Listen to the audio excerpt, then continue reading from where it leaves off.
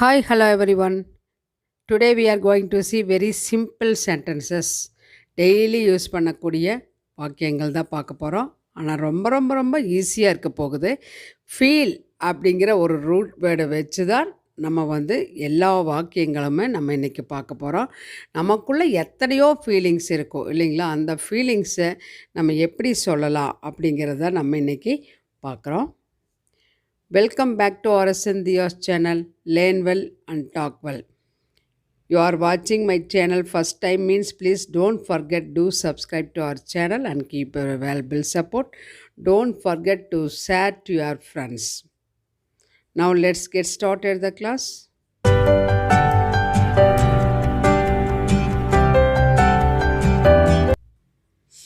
First one பாருங்க. எனக்கு தாகமா இருக்கு அப்படின்னு சொல்கிறது. தாகமாக தண்ணீர் தாகமாக இருக்குது அப்படின்னு சொல்கிறேன் இல்லைங்களா? அதுக்கு I feel thirsty. I feel thirsty. மயக்கமாக இருக்குது. மயக்கமாக இருக்குது, அதாவது மயக்கம் வர மாதிரி இருக்குது. I feel கிடி. ஐ ஃபீல் கிடி அப்படி சொல்லுங்கள். நெக்ஸ்ட் பாருங்கள், பதட்டமாக இருக்குது. ஏதோ தெரியல, எனக்கு ஒரே பதட்டமாக இருக்குது அப்படின்னு சொல்கிறோம். I feel nervous. I feel nervous அப்படி சொல்லலாம். நெக்ஸ்ட் ஒன் பாருங்கள், ரொம்ப புழுக்கமாக இருக்குது. வெயில், அதாவது புழுக்கமாக இருக்குது அப்படின்னா ரொம்ப ரொம்ப ரொம்ப வெயிலும் இருக்குது இல்லைங்களா? அந்த டைமில் ரொம்ப ரொம்ப புழுக்கமாக இருக்குது. மழையும் வரல, புழுக்கமாக இருக்குன்னு. ஐ ஃபீல் வெரி சல்ட்ரி.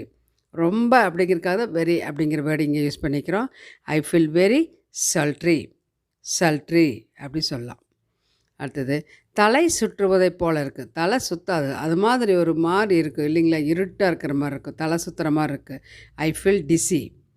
ஐ ஃபீல் டிசி அப்படி சொல்லலாம். அடுத்தது, ரொம்ப வெக்கமாக இருக்குது.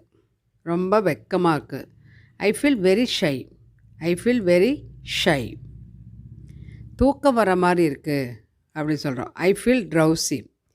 I feel drowsy. அடுத்து, வீட்டு ஞாபகமாக இருக்குது. வெளியே எங்காவது வெளியூர் போனாலோ அல்லது ஹாஸ்டலில் இருக்கிறவங்க சொல்லுவாங்க, எனக்கு வீட்டு ஞாபகம் வந்துருச்சுன்னு. I feel homesick. I feel homesick அப்படி சொல்லலாம். இந்த எல்லாமே அந்த மெயினான வேர்டு நம்ம தெரிஞ்சிட்டா போதும், அந்த சென்டென்ஸ் அமைச்சிடலாம். ரொம்ப களைப்பாக இருக்குது. களைப்புங்கிறதுக்கு என்ன? Tired. I feel very tired. I feel very tired. ஈஸியாக சொல்லுங்கள். பசிக்கிற மாதிரி இருக்குது அப்படின்னா I feel hungry. I feel hungry. குமட்டுகிற மாதிரி இருக்குது.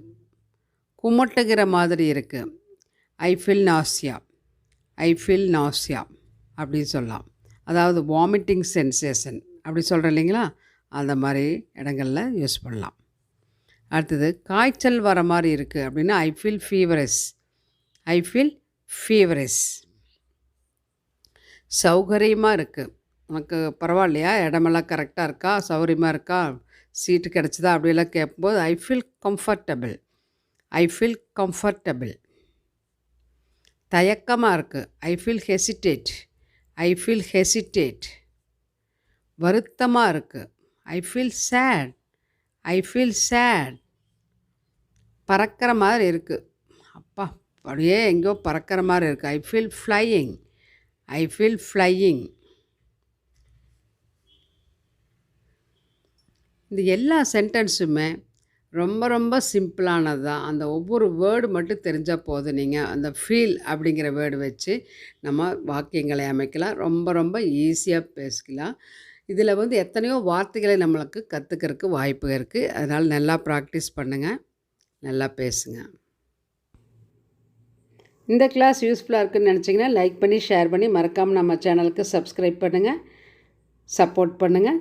தேங்க்ஸ் ஃபார் வாட்சிங். Let us meet on next class.